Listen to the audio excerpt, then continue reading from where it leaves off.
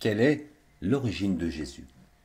Bien que né à Bethléem, selon Matthieu et Luc, Jésus était un Galiléen de Nazareth, un village situé près de Séphoris, l'une des deux villes principales de la Galilée, Tibériade étant l'autre.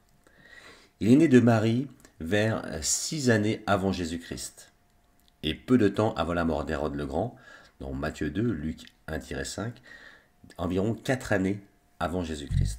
Selon Matthieu et Luc, cependant, Joseph n'était légalement que son père. Il rapporte que Marie était vierge au moment de la conception de Jésus et qu'elle s'est avérée être un enfant du Saint-Esprit. Jésus aurait été charpentier, c'est-à-dire un artisan qui travaillait de ses mains. Et selon Marc 6,3, Jésus est également devenu charpentier. Les anciens juifs n'avaient généralement qu'un seul nom, et lorsqu'une plus grande spécificité était nécessaire, il était d'usage d'ajouter le nom du Père ou le lieu d'origine. Ainsi, de son vivant, Jésus fut appelé Jésus, fils de Joseph, Jésus de Nazareth ou Jésus le Nazaréen. Après sa mort, il fut appelé Jésus-Christ. Christ n'était pas à l'origine un nom, mais un titre dérivé du mot grec Christos, qui traduit le terme hébreu Meshia, qui signifie loin. Ce titre indique que les disciples de Jésus le croyaient comme le fils oint du roi David, et certains juifs espéraient restaurer la fortune d'Israël.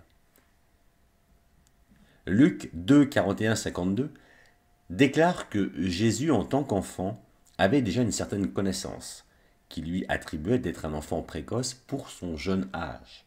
Jeune adulte, il alla se faire baptiser par le prophète Jean-Baptiste et peu de temps après, il est devenu un prédicateur et un guérisseur itinérant. Vers la trentaine, Jésus a eu une courte carrière publique d'une durée inférieure à 1 an, au cours de laquelle il a attiré une attention considérable. Quelque part entre 29 ans et 33 ans, ou éventuellement 30 ans, il est allé observer la Pâque à Jérusalem, où son entrée, selon les évangiles, a été imprégnée d'une signification ecchétologique. Là-bas, il a été arrêté, jugé et exécuté.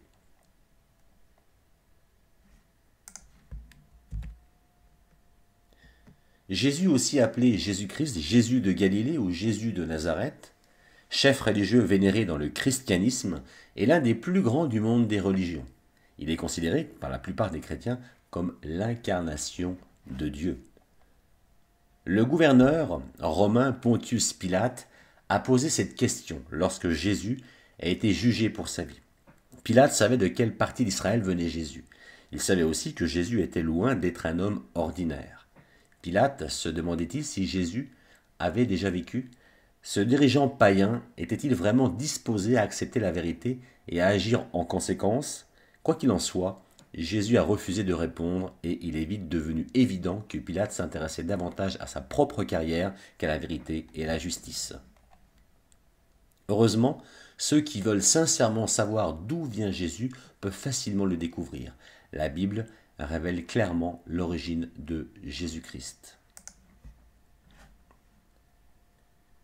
Les calculs modernes montrent qu'au début de l'automne, Jésus est né dans des conditions modestes dans le village juif de Bethléem. Une inscription ordonnée par César Auguste obligeait la mère de Jésus, Marie, et son compagnon Joseph à se rendre à Bethléem, lieu d'origine de Joseph. Incapable de trouver un logement dans le village surpeuplé, le couple dut se servir d'une écurie où Jésus est né et Marie l'enveloppa de lange et le coucha dans une mangeoire parce qu'il n'y avait pas de place pour eux dans la salle des hôtes. Des siècles plus tôt, une prophétie biblique avait prédit le lieu de la naissance de Jésus.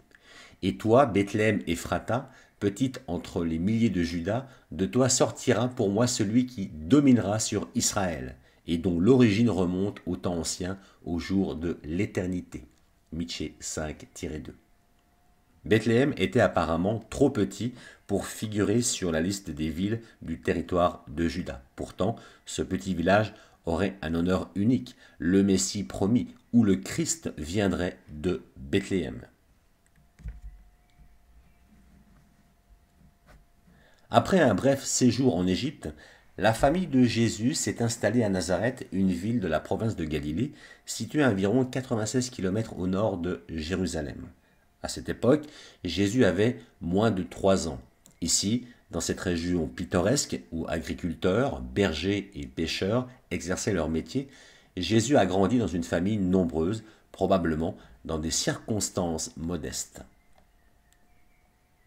Des siècles à l'avance, la Bible prédit que le Messie serait un Nazaréen. Matthieu, écrivain de l'Évangile, dit que la famille de Jésus est venue habiter à Nazareth afin que soit accompli ce qui a été annoncé par les prophètes nazaréens. Le nom nazaréen semble être lié au mot hébreu. Évidemment, Matthieu faisait allusion à la prophétie d'Isaias qui appelait le Messie un rejeton de Jessé, ce qui signifie que le Messie serait un descendant de Jessé, père du roi David. En fait, Jésus était un descendant de Jessé par David. La Bible enseigne que la vie de Jésus a commencé bien avant sa naissance dans l'étable de Bethléem. La prophétie de Michée, déjà citée, poursuivit en disant que son origine remonte au premier temps, au jour indéfini. En tant que premier fils de Dieu, Jésus était une créature spirituelle au ciel avant d'être né comme un humain sur la terre. Jésus lui-même a dit « Je suis descendu du ciel ».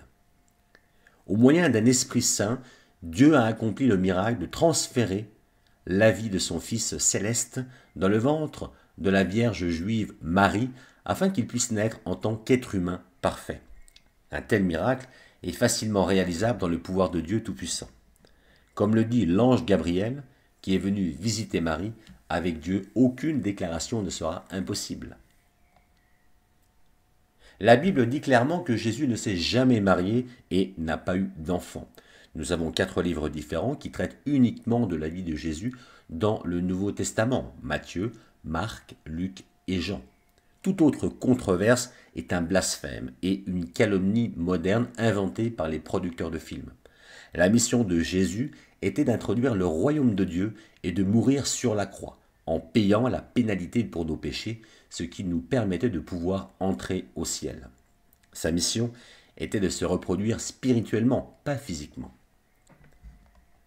Jésus avait des frères et des sœurs, mentionnés 7 fois dans le Nouveau Testament, mais il s'agissait en réalité de demi-frères et de sœurs, car Marie était vierge et le Saint-Esprit avait miraculeusement imprégné Marie pour que Jésus naisse. Il est probable que les frères et sœurs de Jésus eurent des enfants, peut-être beaucoup, comme il était d'usage à cette époque.